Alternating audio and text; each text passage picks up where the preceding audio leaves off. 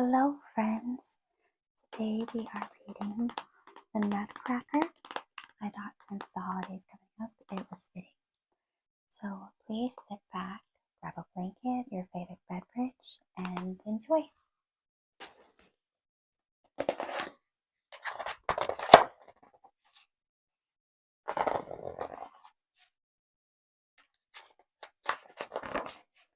Chapter 1. It had been snowing all day, and the gray city of Frankfurt was transformed. From her bedroom window, Maria Stahlbaum watched the white flakes falling across the chimneys and tiled roofs, whirling against the dark windows, and laying a thick carpet down every street and alley. The wind was rising frequently, blowing snow in layers so dense as to hide the houses opposite. Then the layers would open, and you could see every lintel and cornice growing bigger with the snow. Presently, lamps lighted in the windows next door, and in the bright beams the driven snowflakes surged up like a crowd of elfin dancers in ballet dress. Waltzing and following fast behind each other, they moved on in a mighty leap straight across the space towards Maria's window. She heard the tinkle of tiny diamonds upon the panes. She saw the fairy-like figures just for a moment, for a great blast of wind shook the old house and threw a blanket of snow against the glass. Luckily, Maria thought, the fir tree had been brought to the door that morning, for it was Christmas Eve. The party gifts had all been wrapped, and the good things to eat prepared or delivered. But how would the guests ever get here through such a storm? There was to be a dance in the big room at the back of the house, and Maria could not bear to miss any of the ladies in their evening dresses. And what of old Godfather Drosselmeyer? He was godfather to both Maria and her brother Fritz. Christmas would not be Christmas without Godfather Drosselmeyer. Such a strange old man, so wise and so clever, so severe at times in his black formal clothes, his old-fashioned manners and grave voice. For years he had worn a dark patch over one eye, but the other eye was as staring and sharp as an owl's. And yet Maria and Fritz loved him completely. No one else could tell such exciting stories or bring such a feeling of wonder to every part of the festivities. And his presents were fantastic beyond belief, and each one made by himself. It was almost as if he were a magician. Last year he had brought them a toy castle on a hill above a moat, and when you turned a crank, a troop of knights rode up to the gate. Then the drawbridge was lowered, the great door opened, and out came a princess to receive her guests. Before that, one year there had been a magic theater with 2 scenes from Sleeping Beauty, acted out by tiny figures, and other inventions so precious that Father had a special cupboard built to keep them safe behind glass doors. That cupboard, too, stood in the big room downstairs where the Christmas party always took place. Maria unlatched the window and pushed it open against the snow piled on the sill. The icy white powder rushed up into her face, but as she leaned out a little she could see people with lanterns coming down the street. There were 4 grown-ups and several children. All of them were bundled tight in heavy coats. They looked funny because their feet were almost buried in the soft snow. Beyond them was another group of people. Surely that was her Aunt Lisa in the scarlet greatcoat. All of them were coming towards Maria's house. Soon she and Fritz would be summoned to the big room, and the wonderful Christmas party would begin.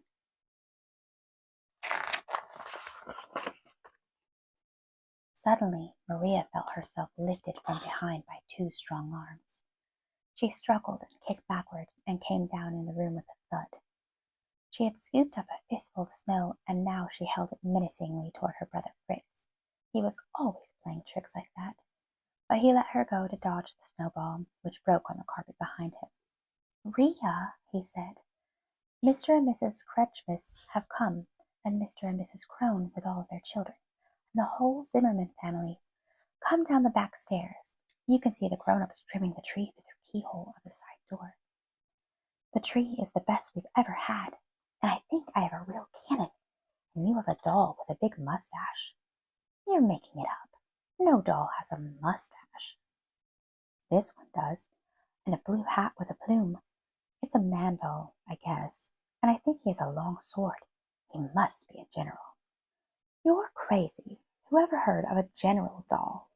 I saw it, Fritz said, and at any rate there is a table loaded with food, chocolate cake, ginger cookies, and heaps of peppermint stripes, and all covered bonbons. Come on. Has Godfather come? Godfather never comes at the beginning. Don't you remember? But will he come through the storm? He's so old and wrinkled, and then he has only one good eye. He'll come all right, with some mad present that has to be kept locked up. The snow won't keep him away. You know, I think he can fly like an owl and see in the dark. How he scares me sometimes. I'll bet he could fly right through that window. Look out! Here he comes! Woo! Woo! The blizzard shrieked against the window pane. A chunk of solid snow dropped unexpectedly from the roof like a white owl upon the ledge outside. Fritz ran and locked the window tight, then grabbed his sister's hand, and the children rushed laughing out of the room. A mouse scurried out of sight as Maria and Fritz hurried down the hall.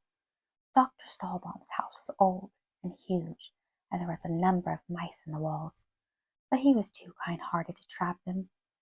Fritz did not mind them at all, but ever since Maria had seen one running off with a little rug from her dollhouse, she did not like them. They were big, blackish mice, too, and having such kind-hearted people to live with had made them very bold. Sometimes at night, most often when the moon was shining, Maria would be awakened by the faint but persistent crunch-crunch of a mouse gnawing a hole in the wall behind her burrow. There was a broad, steep stairway going down to the family rooms on the floors below. On the ground floor, running out like a wing into the garden, was the largest room in the house. It was a kind of drawing room and a playroom combined. You could reach it through the main hall, and you could also reach it by way of the back stairs, which was the way Fritz and Maria now took. When this house was built long ago, doors often had keyholes as big as your middle finger, and since this door was a double one, the keyhole was extra large. At first, as Maria looked, everything was blurred by people moving back and forth as busy as squirrels, each one adding some bit to the preparations. The carpet had been rolled back for dancing. Along the right side was a long table, spread with platters and raised dishes of all kinds of food. Behind and above the people, in front of the one window and nearly as tall, rose the Christmas tree. Its dark and beautiful branches curved out into the room, layer above layer, adorned with marvelous little toys, with fairy-tale angels and birds, with flowers of spun glass, and with amusing cotton kittens and gnomes and animals of all kinds. So many that you could not possibly count them, and in much the way that snow might lie on a fir tree in the forest, a frosting of silver tinsel dripped from bow to bow in even curves, growing smaller as the tree narrowed upward. Near the top was a figure of Father Christmas, and at the very top a star. "Isn't the tree wonderful?" Maria exclaimed. Clara and Carl were only two of the several cousins who had come to the Christmas Eve party here, but they also knew about the side door to the great room, and now came running in upon Fritz and Maria. "Merry Christmas!" they called. "Oh, you're peeking! Let me look! Let me look!" And pushing and shoving, as over-hasty people do, they all tried to look through the keyhole, no one having time enough to catch more than a blurred image before another child was close upon him trying to see. And finally all of them falling on top of one another in a mad scramble of giggles and acrobatics. They would have rolled in a heap right into the room had the door not been suddenly opened. Just then the clock struck 7, and the children heard Mrs. Stahlbaum calling, "Children, Father Christmas has come." They had just managed to disentangle themselves, to stand up and smooth out their party clothes, when the doors were thrown open wide. Maria's mother stood inside with her arms extended. "Merry Christmas, my darlings," she said. The tree had been lighted. Its glow and its fragrance filled the room, and at the top of the tree the star shone, every ornament twinkled.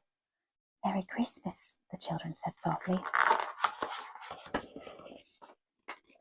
Chapter 2.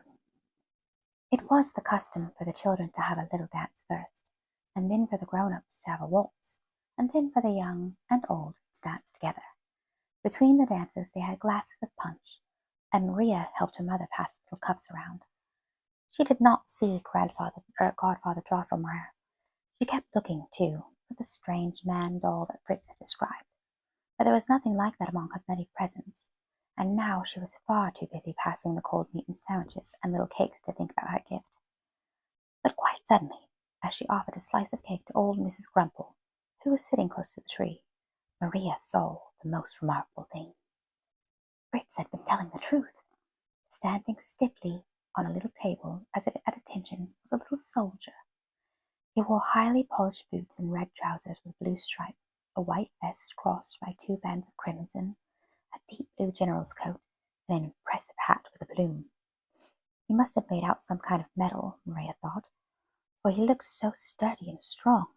He had a high arched nose, a jutting chin, and round and brave-looking eyes. A rather extra-large moustache grew from his upper lip.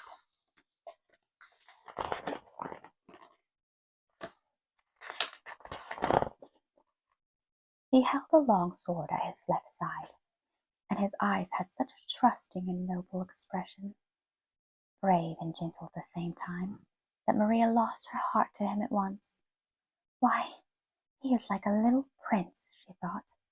The soldier looked at her steadily. His painted eyelashes gave him a very alert and appealing expression, like a big dog begging for a piece of your cake. How could anyone resist him? He made you feel protective and brave yourself. "Thank you, child," she heard Mrs. Grumple saying. "The almond torte is delicious." The clock struck again, and as it did so the door to the big hall opened slowly, and there stood Godfather Drosselmeyer. He was dressed all in black, with a gold chain round his neck. His white cravat and his hair, little like spun silver, made the black suit look very sombre. He always wore a black patch over his left eye, but his other eye was so bright and piercing that it well served him for 2. His usually white face was flushed with a rosy glow from the snowy night. When he came forward, he was followed by 2 tiny little men servants, each carrying a Christmas package nearly as big as a large boy. No one had seen such big packages before. When the greetings were over, the 2 servants untied and opened the packages. Out of one box they took a huge cabbage, and out of the other a very pink cake. Everyone crowded around in astonishment and curiosity. The servants then lifted the cabbage and the cake, and underneath each was a doll nearly 3 feet tall, and almost real-looking. They were dressed as a shepherd and a shepherdess. Then they seemed to come alive. The dolls rose and bowed to the audience, and to each other, and executed a most graceful and charming dance. They ended by bowing low and sitting again in position ready for the green cabbage and pink cake to cover them. Everyone was delighted and charmed by the performance. When they had vanished under their covers, Godfather Drosselmeyer came over to Marie and Fritz. He kissed each of them and said, "My dear godchildren, these creations were made for you. They come to wish you a happy Christmas, to give you old Drosselmeyer's love." "Thank you, Godfather," they said together, "and Merry Christmas to you." Drosselmeyer took Maria's hand affectionately. "I sent you and Fritz another little gift," he said. "Have you seen it?" "No." "Well, look here." He went across towards the tree, past old Mrs. Grumple, who was still munching sweet cakes, and picked up the brave iron soldier. "Oh, I love him, Godfather," Maria cried. "He is a nutcracker," said Godfather Drosselmeyer. "Look, his jaws are so strong that he can crack the hardest nut without hurting his teeth at all." Godfather Drosselmeyer held the soldier with one hand, and with his other raised the soldier's long sword backward. As he did so, the mouth opened wide, revealing 2 rows of very white teeth. Then Drosselmeyer placed a walnut in the nutcracker's mouth, pressed down the sword, and the jaw closed, cracking the shell into 4 even pieces. He handed the cracked nut to Maria. Then he tried a hazelnut, an almond, and a Brazil nut, each time giving the open nut to one little girl or another. The boys, too, had crowded around to see this curious fellow, but Fritz was not much impressed. Didn't I tell you, Maria? He said. Now you are a doll with a big black mustache. He's not a doll. He's a magic nutcracker. What's so magic about him? Fritz asked. He had never seen a nutcracker shaped like a soldier, but he had seen silver ones and wooden ones with springs. Let me have him, he demanded. I'll bet he can't crack every nut. No, you'll hurt him. Godfather, please don't give Nutcracker to Fritz. But I brought him for both of you, my dear. There, Fritz, and be careful. He'll crack nuts for you and for many years, but you must not abuse him. Thereupon Godfather Drosselmeyer turned away to speak with some older friends. Fritz held the little soldier high in the air and started putting nuts in his mouth and crushing them, one right after another. Crack, crack, crack, crack went the little jaws, and nut after nut fell out of perfectly bitten into 4 pieces. Then Fritz became annoyed and took an exceptionally large and heavy hickory nut, the toughest he could find, and pushed it far back into the soldier's mouth. Crack, crack, crack. Fritz banged the sword up and down. The nut fell out, its shell broken into 4 even pieces, but there was a loose, clanking sound. The little mouth fell open again, though no one had lifted the sword. Nutcracker was badly hurt. Fritz, you did it on purpose! You hurt him on purpose! How unhappy he looks now! Maria was dreadfully upset. Fritz laughed to cover his shame and turned away, but Maria took Nutcracker up in her arms and tried again and again to get his lower jaw into position. The Nutcracker seemed more real to her than did any of her dolls, and she felt certain he was in pain. What would she do now?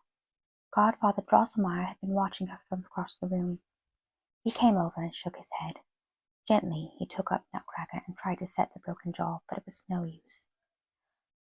He is badly hurt, Maria, he said, but perhaps we can heal the wound in time. Let us bandage it well and give him some rest. Taking a large linen handkerchief from his coat pocket, Drosselmeyer bound it firmly around the jaw, holding it into position as he did so. With love and good care he should recover. Now, put him down and enjoy the rest of the party. Maria went to the toy cupboard where one of the dolls' beds stood on the lowest shelf. It was just the right size for the Nutcracker. Gently she made him comfortable in the bed, and she was not at all surprised when he closed his eyes as she laid him down. He had no fever, but she could tell.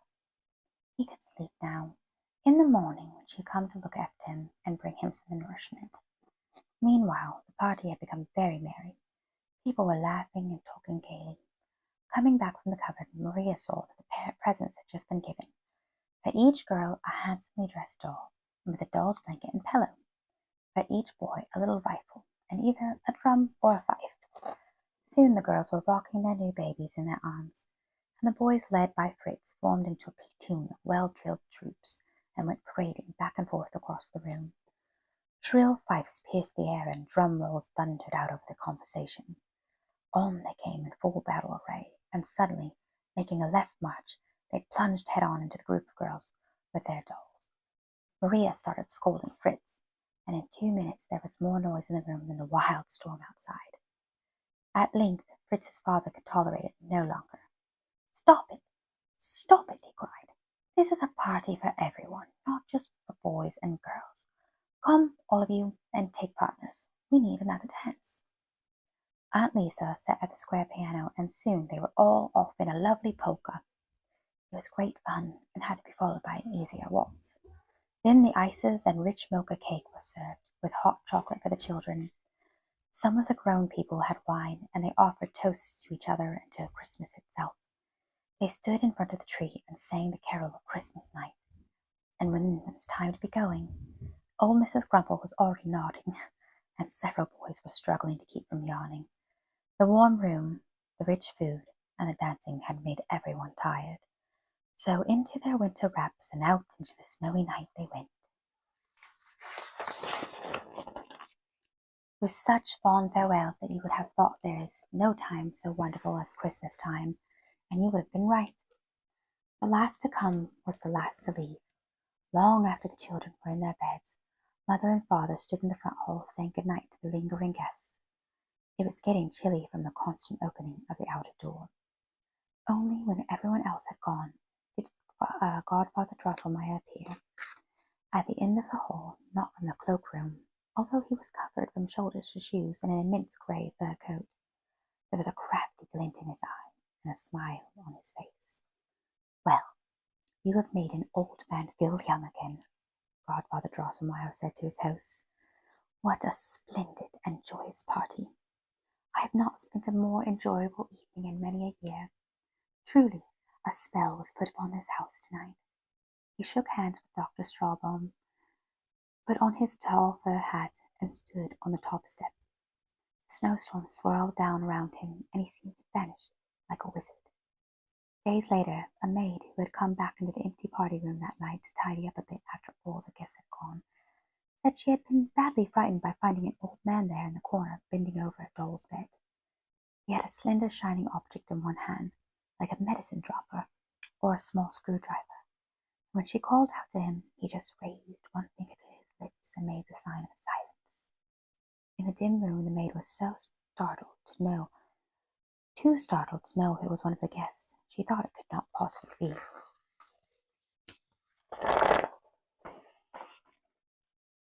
Chapter 3. Wrench, crunch, crunch. There was that sound in the walls again. Maria sat up in bed, holding the quilt around her. How cold it was! She leaned from her bed to look at the sky. The snow had stopped falling, and the moon had come out. She could see it glinting on the tiny tinsel wrapper of a candy on her bed table.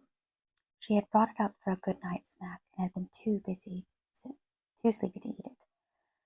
She felt wide awake now, though she could not have slept very long, for it was deep night. Crunch, crunch. They were louder than ever. Were they bigger mice? Or were there more of them? She thought of the Christmas tree and of the Nutcracker lying in his little bed with its thin cover. She wished she had brought him up here. Surely she should have given him more covers, for the party room would be bitterly cold by now. Maria slid out of bed and into the slippers and wrapper.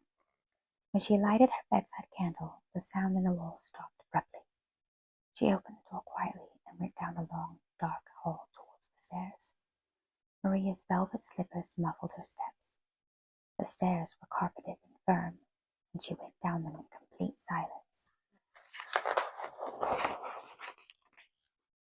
Even going into the big room made no sound. The door was ajar, and she could pass through. Most of the room lay in shadow, her candle beam lighted only a narrow strip of the floor. As she came in, it followed across the wall up the owl clock. They picked out the dial, and then both golden hands pointed together to the owl's head atop. The owl stirred and opened its eyes, and at the very instant the clock spoke, a loud, deep, and hollowed "Oh!" that echoed from wall to wall. The owl raised itself up and began beating its wings. The clock struck again and again. As Maria went on to the toy cupboard, in front of it was a doll's bed, and there was Nutcracker, sound asleep. To her great joy, his mouth was peacefully closed, and the bandage had slipped off. He would get well. She started to take him up in her arms, and there came that sound faintly. Crunch, crunch, crunch, crunch. The sound came again, closer and louder. Crunch, crunch. It was followed by the rattle of tiny feet running. A mouse's face appeared under the Christmas tree and vanished. Then another one, much nearer. Oh, what a big and ugly mouse! He seemed to be getting larger and coming straight for Maria. At this moment her candle went out. A score of wicked little mouse eyes danced across the room. Terrified, Maria threw herself on the sofa and buried her face in the pillows. When she looked out again, there was a strange dim light all over the room. She could not tell where it came from. Mice, large, fat, and nearly black mice with long and stringy tails, were moving back and forth in a kind of planned activity, as if following orders. They had sharp little knives like swords, and they were assembling on one side of the room opposite the toy cupboard. Then Maria noticed the strangest thing. The mice and the sofa, and the table and chairs were getting larger and larger. The Christmas tree boughs reached out into the room, the needles growing much longer.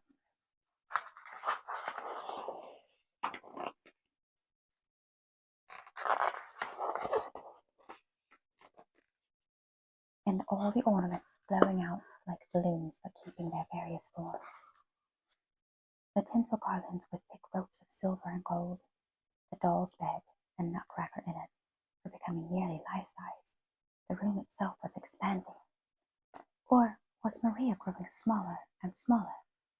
She felt the sofa rising beneath her. The seat was already about 6 feet from the floor. She had better get off right away. She slid down the curving leg and touched the floor just a few feet from her doll's bed, which was now roomy enough for Maria herself. Nutcracker was gone. The room was in a great commotion. The mice, as large as big dogs, were crowding together across the room, lining up in regular rows. One of them gave a high shriek, flourished his knife, and the whole band came charging toward the cupboard. Their wiry black feet made the scratchy sound Maria knew so well.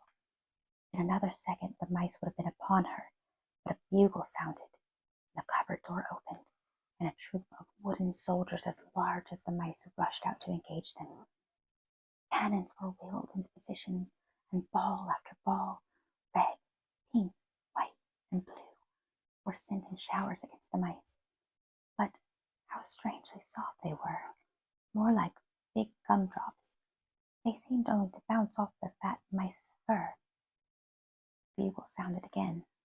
A noble figure suddenly appeared at the head of the troops in red trousers, blue coat, and plumed headdress.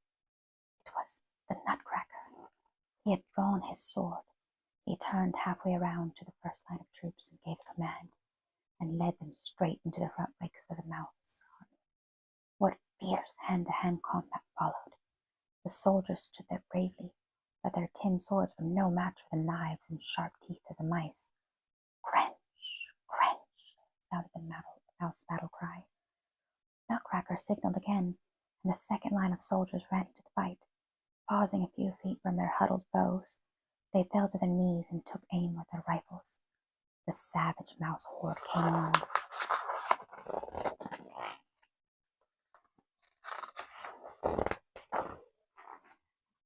Thin eyes and teeth flashing, the riflemen fired.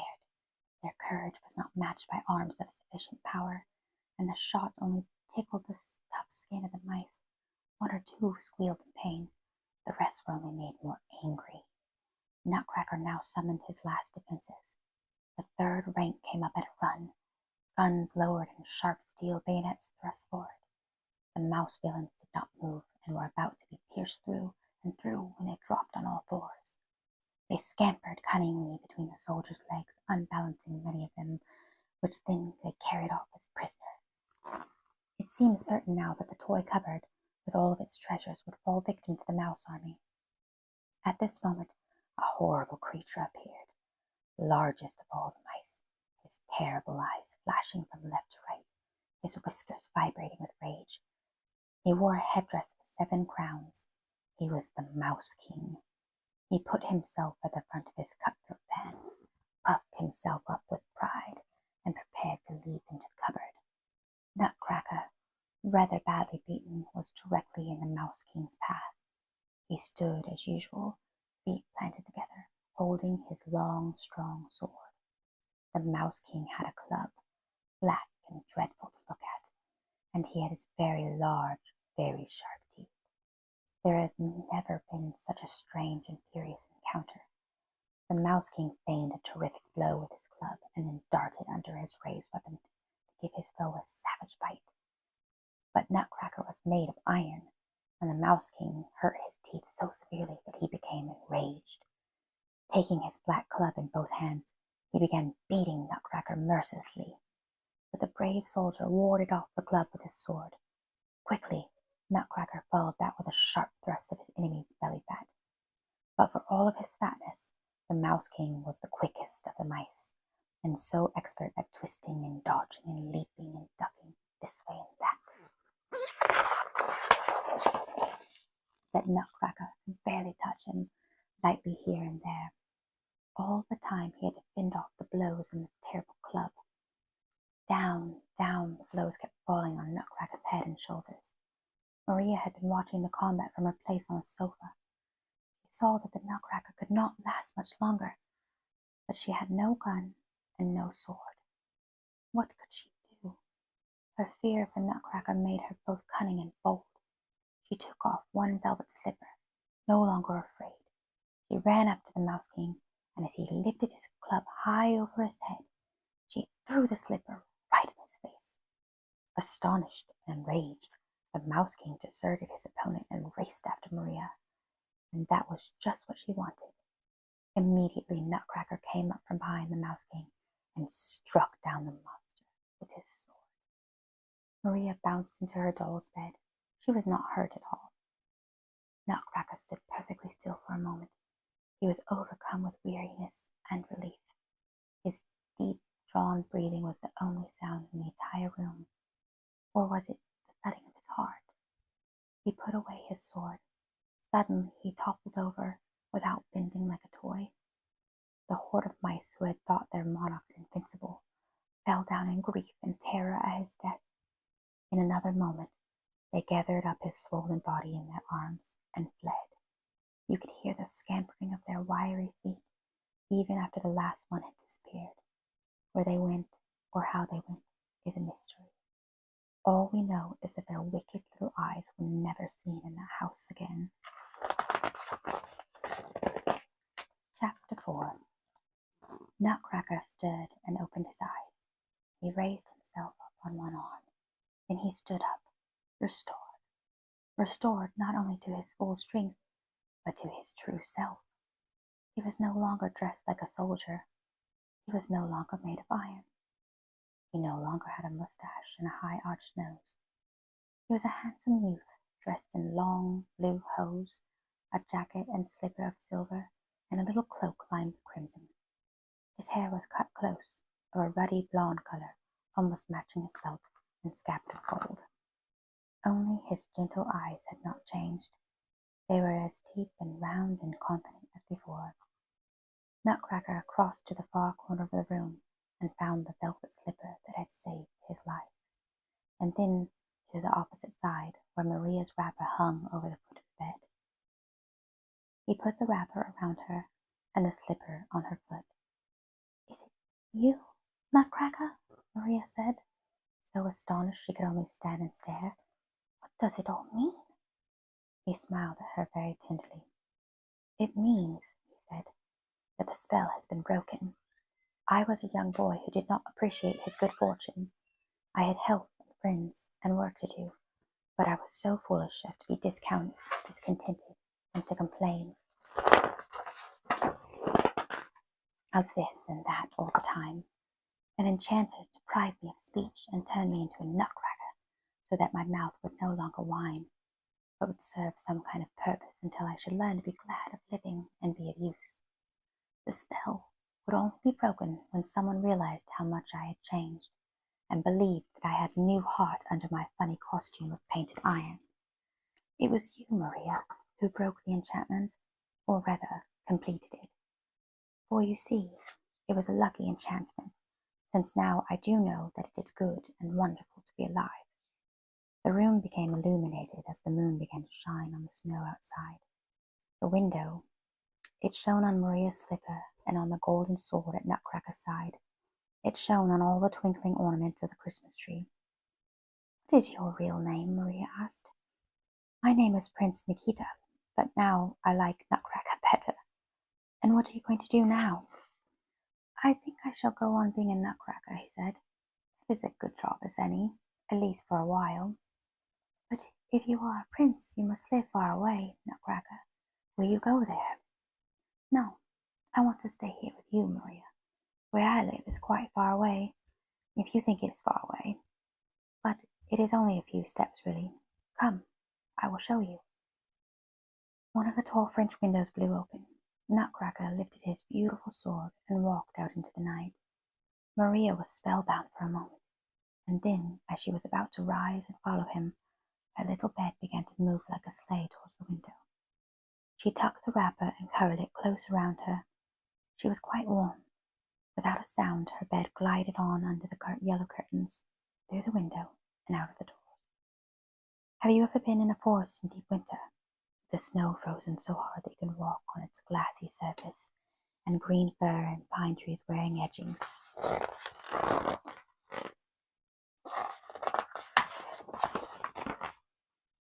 Of snow like white fur, with little tracks of rabbits and bird crisscrossing on the white floor, and tiny crystals of ice blinking on and off like winter fireflies.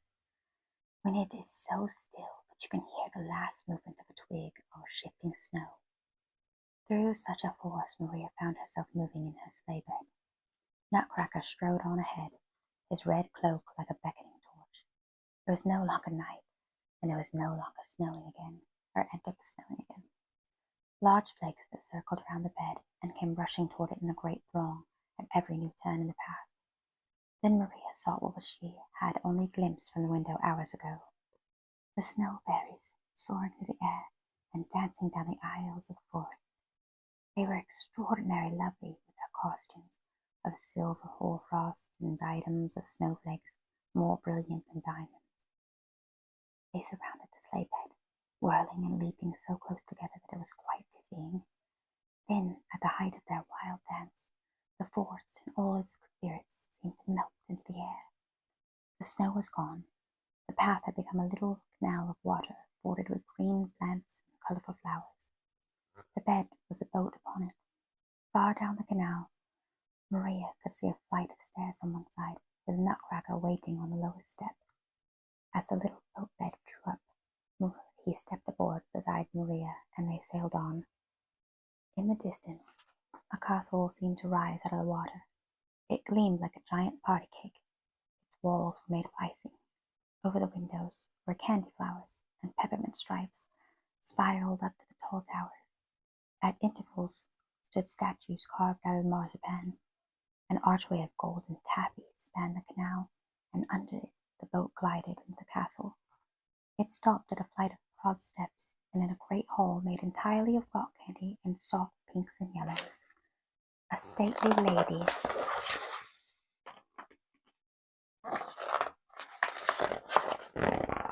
dressed in gleaming white satin stood at the top of the stairs to receive them, and beyond were many men and women dressed as if for a ball.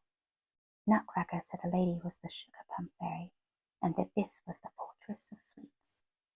He introduced Maria, and then he told everyone how Maria had saved his life and broken the magic spell. Everyone said she had been very brave. The Sugar Plum Fairy escorted the two children to a table overlooking the rock candy hall. People brought in many delicious and unusual foods, for after their battle with the mice and their trip to the forest, Nutcracker and Maria were very hungry. Each kind of refreshment was so prettily decorated that you could not just tell what it was. But it was better than ice cream or cherry pie or any birthday cake. While they were eating this delectable feast, the court entertained them with music and a series of dances, each representing something good to eat or drink. 2 women in ruffled skirts and 2 men in flaring trousers did the dance of chocolate, which was really a Spanish dance because so much chocolate comes, or used to come, from Spain. A stern Arab did a slow and rather sleepy dance on the rug. The music and his languid movements made you see the hot and lonely desert at night. Servants gave him tiny cups of coffee now and then, for the Arabians had great coffee drinkers. 2 Chinese girls brought in a box of bamboo, like a tea chest. Out of it bolted 2 Asian acrobats. Around and around the candy hall they turned cartwheels and flip-flops. One of them bolted right over the table where Nutcracker and Maria were sitting. This dance was called the Dance of Tea, because the Chinese loved that drink especially. Next came a number of muscular young men dressed in red and white stripes and carrying the hoops. This was a dance of great agility and speed. The men seemed to fly through the air as they drove through their whirling hoops. It was the most brilliant dance of all. The music changed to an airy and soaring waltz. A troop of dancers looking like flowers floated softly down from balconies and windows between the clearing sugar plum columns. They danced as if borne upon a breeze, and made you think of a mountain meadow. Finally, little dandelion seeds, they were wafted up, one after the other, and out between the columns. But now came the most amusing one. How Fritz would have liked it! A very tall woman came jerkily in, wearing the most tremendous skirt, like a huge round candy box. Suddenly she lifted one part of her skirt, and out came the tiniest children, who tumbled and tripped about, just like dainty bonbons. They were dressed in pink and lavender, pale green and yellow, and there were so many of them. But somehow they all managed to crowd back together under the big skirts again, and the candy box lady sidled off. Now the Sugar Plum Fairy came forward with a handsome man to show what they could do. And this was the best of all, dancing so wonderful that the Nutcracker and Maria forgot their caramel sherbet and sat enraptured. Only a dancer could describe the grandeur and charm of those figures, responding to the music in perfect unison, creating a pattern of motion that seemed to fill the vast room with adventures and retreats, vigor and grace, till you were hypnotized by its splendor. At the climax, the Sugar Plum Fairy spun like a top at a furious speed, all the length of the room, and was caught and lifted up triumphantly by her partner. When the applause had subsided, the dancers smiled and beckoned for Nutcracker and Maria to come down. All of the court gathered around, and the children thanked them, bowing low. Chapter 5. As Maria raised her head, she knew that the court was not there. The light was different, and the ballroom floor was the quilt of her bed at home. She opened her eyes wide. The clear light of the morning was streaming into her room. An icicle glittered outside the window pane, and beyond the sky was intensely blue. There was a faint smell of toast and coffee from downstairs. Then she saw, near the fireplace, her doll's bed, and Nutcracker lying in it, in his general's uniform. He seemed to have just awakened too, and he was looking right at her. She thought that he smiled. The door to the hall opened, and Maria's mother came in with a tray of food. "How late you have slept, and on Christmas morning! The storm is over, and the whole world is washed clean. You never saw such a beautiful Christmas day." She came over and kissed Maria. "I've brought you breakfast in bed, for we are all through downstairs. Are you feeling well?" "Yes, mother, I am, and thank you for breakfast. What a party it was! I was so excited. I don't remember bringing Nutcracker upstairs."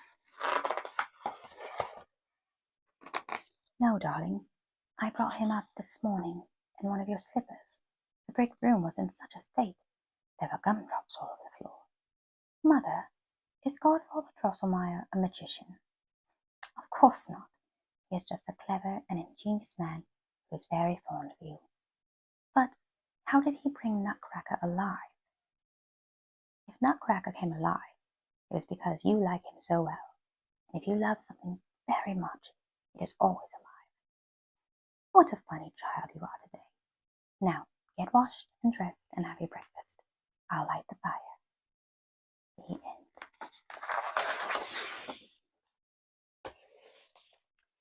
Okay, everybody, that was the Nutcracker, and I hope that you enjoyed it. And wherever you are, I hope